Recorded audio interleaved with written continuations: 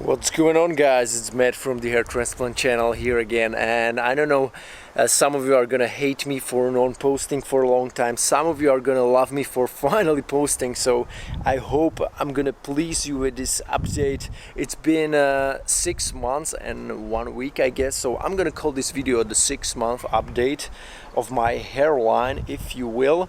That's how it looks like, guys. After a time, we realized that this area started to get less and less dense, right? And with time, even myself, I realized that I will probably need, another hair transplant to make this area more dense. Right now, what's my strategy, you might ask? My strategy now is to just grow this hair on my top longer so I can kind of cover it up and get a nice hairstyle until I get a second hair transplant, which is gonna be probably within 1 year. So yeah, that's pretty much what I want to do. What I love about this is the front.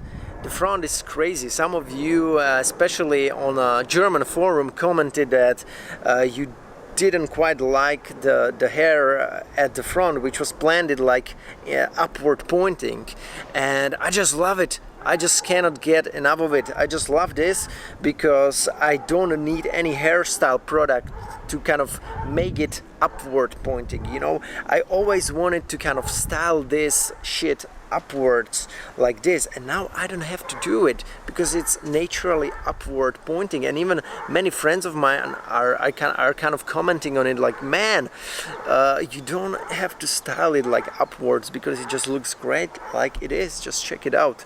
I don't need to style it upwards, you know. If you do a detailed shot, you will definitely spot a difference, right? Especially here.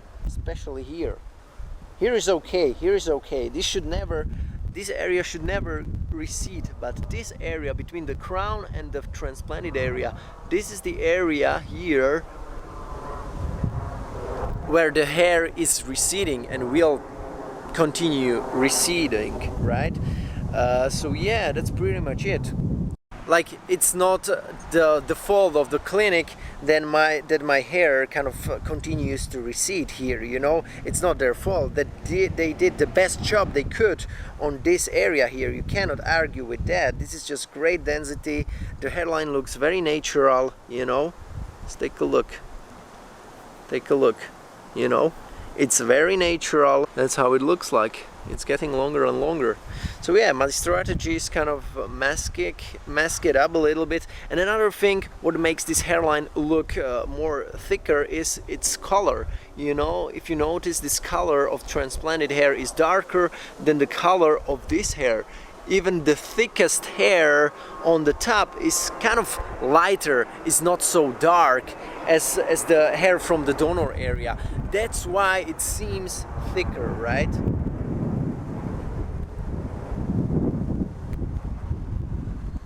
Dude, I'm just one hair transplant closer to the best result that I can achieve with my donor area and with my potential. So I'm just one hair transplant closer to perfection, I would say, to perfection that I'm able to achieve with my kind of supply on like with my graft supply. So this is the answer, right, guys? So I'm very positive still. Another angle from this side.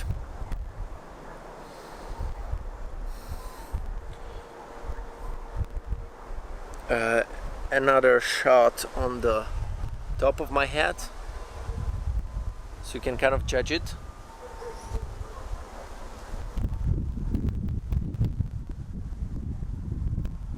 So yeah, that's it,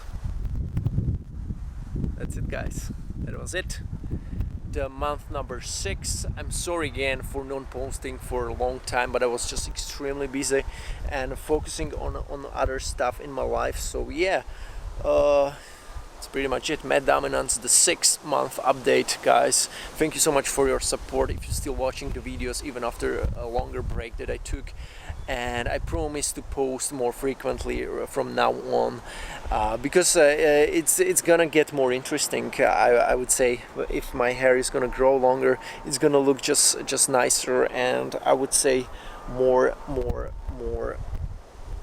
appealing. So yeah, hopefully you enjoyed this video. Don't forget to subscribe. As always, Matt Dominant's hair transplant channel. And yeah, never mind guys, if the first hair transplant isn't as good as you expected, you can always get another one.